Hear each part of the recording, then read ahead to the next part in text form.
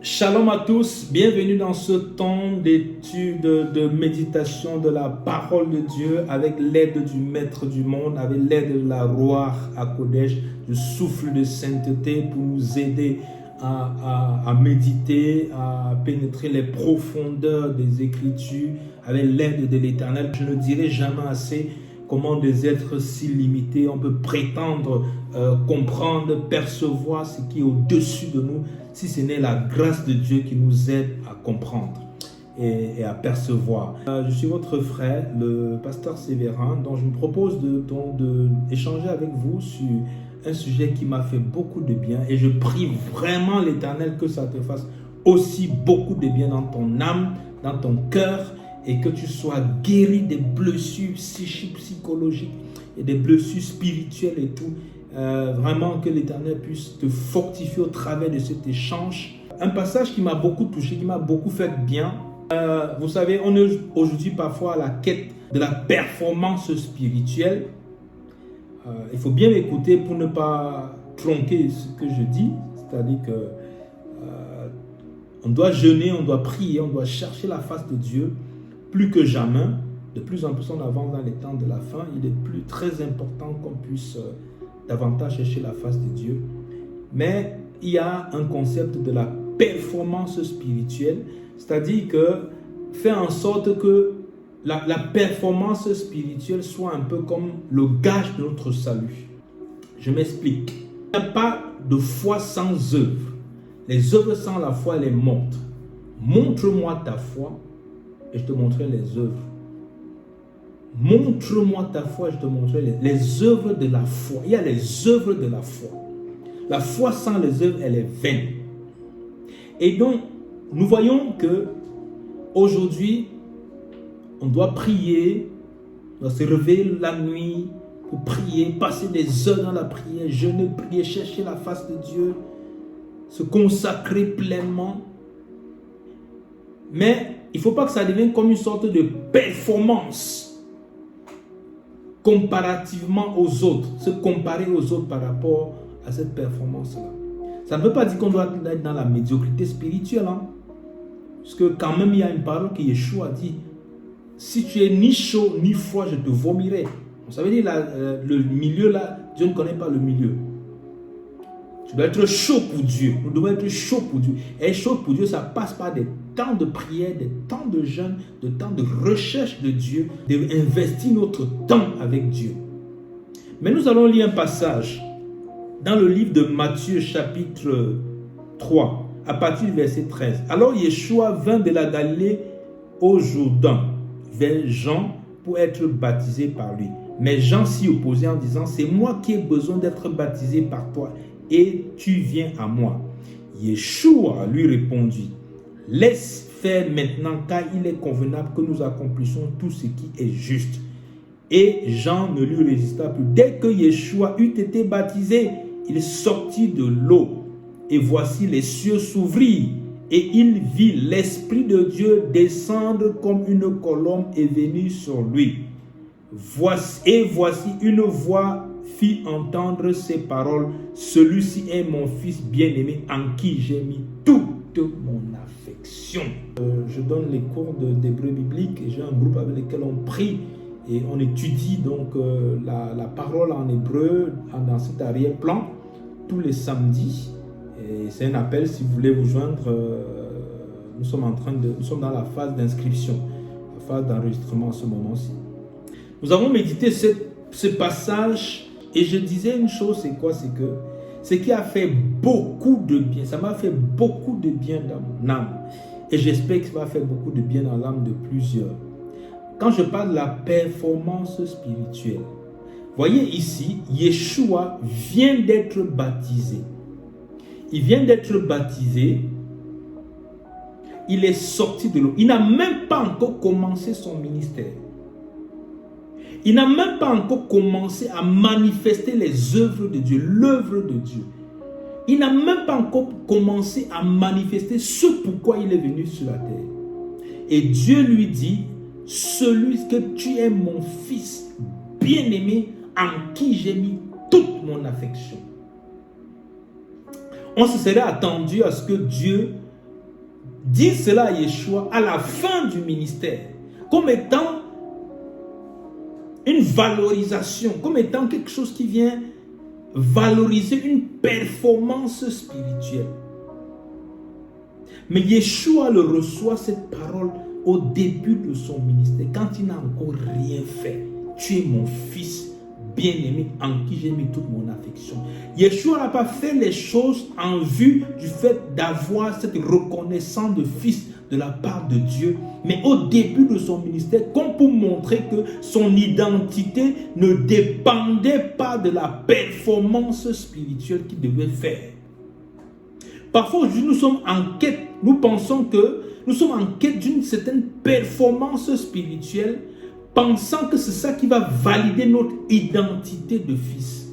Yeshua aimait Dieu. Et c'est cet amour de Dieu qui a fait en sorte, qui a sous-tendu ses actions, parce qu'il est fils de Dieu, il a accompli les œuvres d'un fils. Je ne sais pas si vous me comprenez. Parce qu'aujourd'hui, il y a plein de personnes qui sont remplies de culpabilité parce qu'ils n'ont pas tel degré de prière, ils n'ont pas tel degré de jeûne, ils n'ont pas tel degré de recherche de Dieu, ils n'ont pas tel degré de consécration. Attention! Quand je dis ça, il y a un gros mais, une grosse ouverture de guillemets. Pourquoi j'ouvre les guillemets?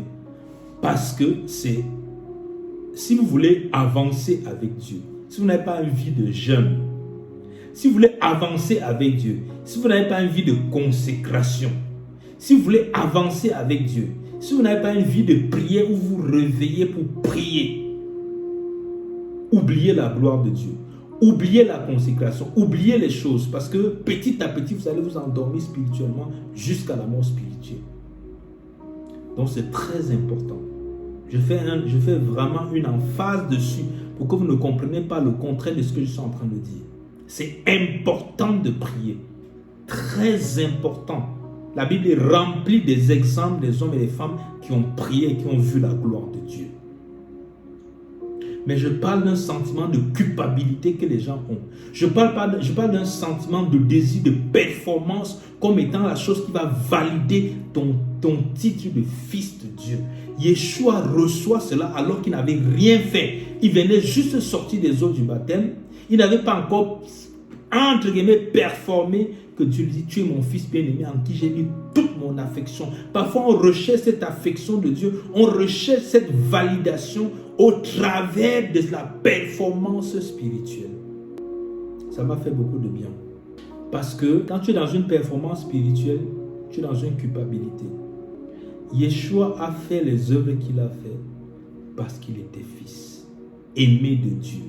Tu n'as pas besoin de performance spirituelle pour être aimé de Dieu, pour ressentir l'affection de Dieu. Dieu t'aime. Dieu t'aime. Dieu t'appelle fils.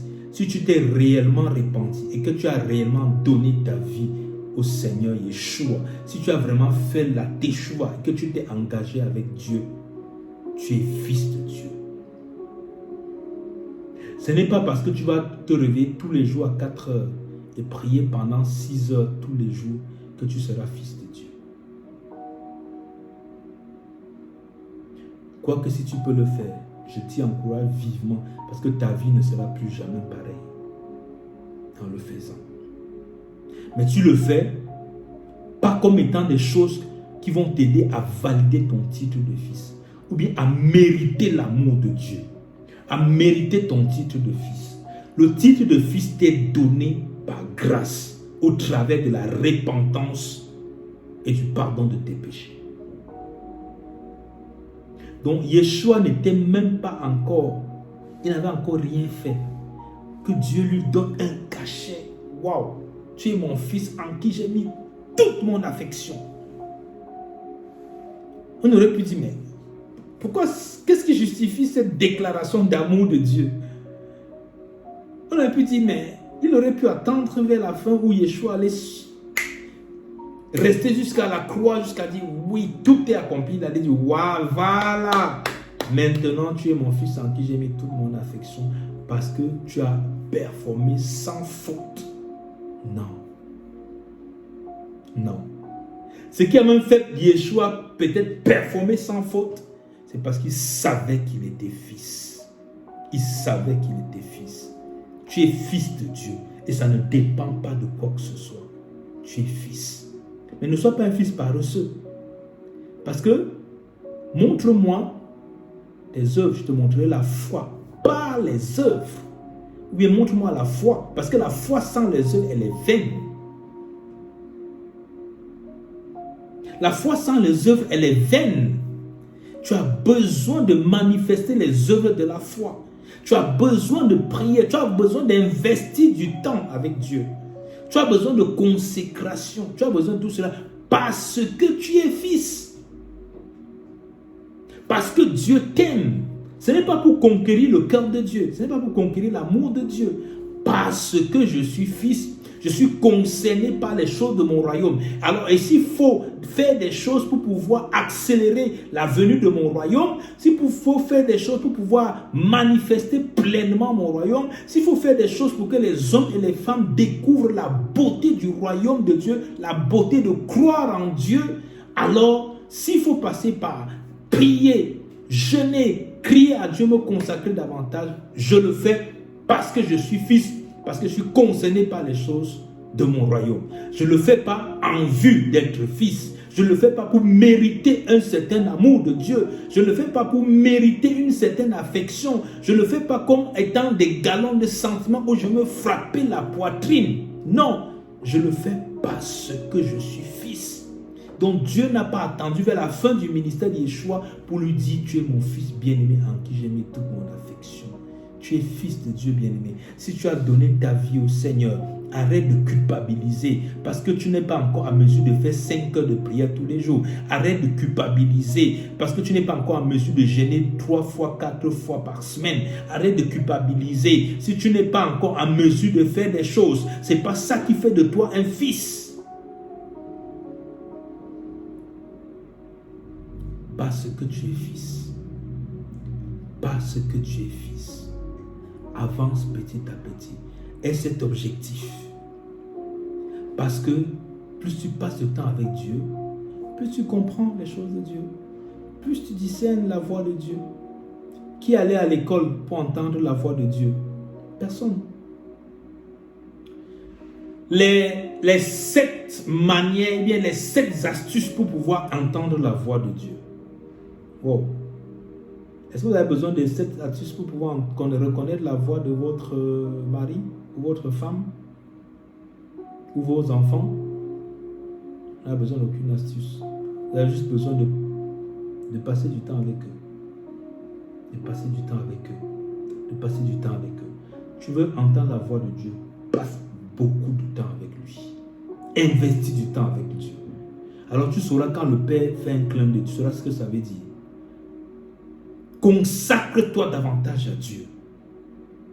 Tu vas discerner quelle est la volonté de Dieu, ce qui est bon, agréable et parfait. C'est ce que la Bible dit. On doit que Dieu te bénisse. Je prie vraiment toi qui, je le sens vraiment, je prie vraiment toi qui es dans cette culpabilité, dans ce désir de performance, dans ce désir de penser que si tu ne performes pas jusqu'à tel degré, Dieu va te rejeter, bien Dieu ne t'aimera pas. Non, ne sois pas dans cet état d'esprit-là. Ne sois pas dans cet état d'esprit. Tu seras dans une mauvaise soif de Dieu. Sois dans la véritable soif d'un fils qui sait qu'il appartient à un royaume. Il sait qu'il appartient à Dieu. Il sait qu'il appartient au Messie, à Yeshua. Il sait qu'il est fils de Dieu. Il sait qu'il est rempli de l'affection de Dieu. Il sait qu'il a le regard favorable de Dieu sur sa vie. Et parce qu'il a le regard favorable de Dieu sur sa vie, alors il va jeûner. Il va prier, il va chercher Dieu. Quelles que soient les heures, il ne va plus les compter. Parce que quand on aime quelque chose, on investit du temps pour cela. Quand tu aimes Dieu, tu investis du temps avec Dieu. Si tu n'investis pas, ça veut dire que tu n'aimes pas Dieu.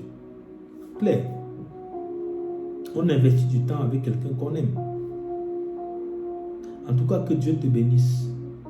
Seigneur, je prie vraiment pour mon frère, ma soeur, qui est rempli de culpabilité, de désir de performance, qui est rempli de tout cela, Seigneur.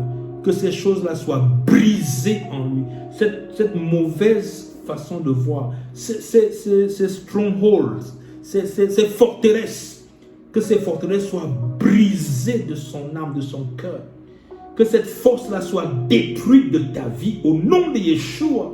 Que cette culpabilité que tu as dans tes émotions, dans tes sentiments, dans ta vie psychique, psychologique, même si ça provient de ta relation avec ton père, ta mère, que tu sois guéri de cela. Que ça provient de ton arrière-plan religieux, que tu sois guéri de cela dans le nom de Yeshua.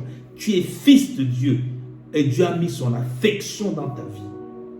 Et pour cela, avance. Avance, avance, avance dans ta vie de prière. Tu priais 30 minutes, prie 1 heure. Tu priais 1 heure, prie 2 heures. Prie 2 heures, prie 3 heures. Avance, avance, parce que tu es fils et parce que Dieu a besoin des vases utiles, propres à toute bonne œuvre. Et que de plus en plus tu es consacré, de plus en plus tu es plus utile au Maître. Que Dieu te bénisse, qu'il soit avec toi et qu'il bénisse ta vie dans le nom de Yeshua. Et si tu n'as pas encore donné ta vie à Jésus, à Yeshua, mon frère, s'il te plaît, fais-le. Les temps sont mauvais. Viens à lui et qu'il te guérisse. Que Dieu te bénisse. Jusqu'à la prochaine fois, on a l'occasion encore d'échanger ensemble. Je te dis un grand shalom.